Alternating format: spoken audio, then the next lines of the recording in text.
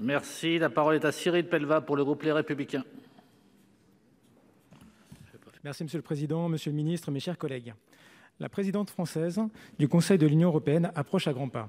Je pense que nous partageons tous le souhait qu'elle soit l'occasion d'avancer sur plusieurs dossiers d'une importance capitale pour l'Europe et la France, tels que la relance économique, le pacte asile et immigration, la transition écologique ou encore la régulation et la sécurité en matière de numérique. C'est sur ce dernier point que je souhaite insister, et notamment la question de la cybersécurité. Le RGPD a été un véritable modèle dans le monde quant à la protection des données. Je pense qu'il est aujourd'hui temps que l'Union européenne soit de nouveau un moteur sur un sujet d'une importance capitale, celui de la cyber. Bien évidemment, la cybersécurité est un sujet éminemment lié à la souveraineté des États, et plus particulièrement leur souveraineté numérique. C'est ce qui explique en partie les réticences qu'il y a pu et peut toujours avoir quant au fait de légiférer à 27 sur cette question. Cependant, un État vulnérable à des attaques informatiques a-t-il réellement une souveraineté numérique ? L'idée n'est bien évidemment pas de transférer les compétences des États en matière de cybersécurité à l'Union européenne, mais de trouver des moyens de mieux travailler ensemble sur ces questions et d'avoir une plus grande coordination. Une première étape a été franchie avec la directive Network and Information System Security, puis une nouvelle avec la stratégie de cybersécurité de l'Union européenne et la création de l'unité conjointe de cybersécurité. Mais nous devons aller plus loin et tendre vers des souverainetés numériques individuelles, mais qui soient interopérables. À ce titre, il semble nécessaire de prévoir des critères communs en matière de cybersécurité qui soient concrets, tels qu'une échelle de gravité des attaques, par exemple, et ce, afin que les États européens se comprennent immédiatement. Ainsi, en fluidifiant les interactions, une réelle puissance européenne en matière de cybersécurité pourrait se construire sans transfert de souveraineté. Et l'Union européenne pourrait être un véritable leader en la matière en fixant des standards qui auraient alors une répercussion mondiale. Je souhaiterais donc, Monsieur le Ministre, connaître la position du gouvernement à ce sujet.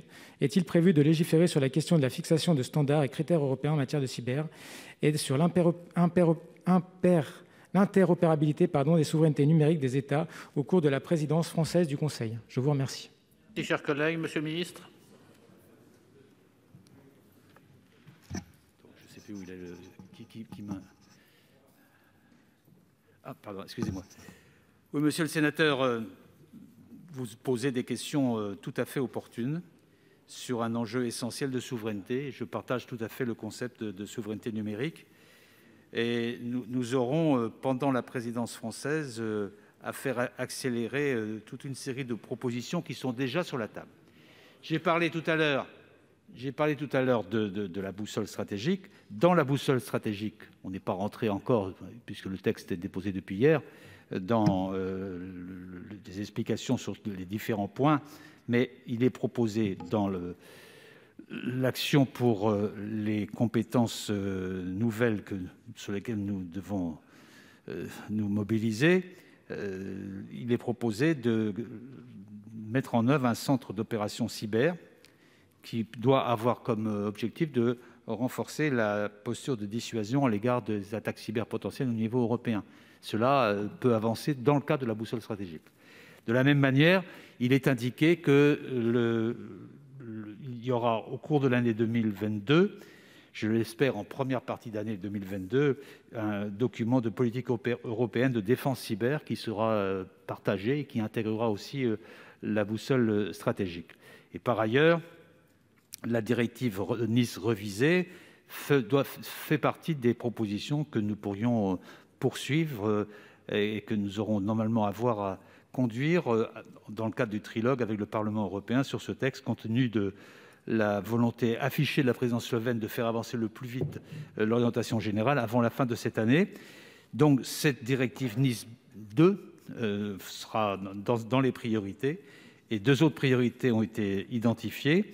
D'abord, incarner la solidarité européenne face aux crises cyber à travers un exercice que nous mènerons au niveau des ministres des Affaires étrangères et qui visera à tester et améliorer nos mécanismes d'assistance mutuelle.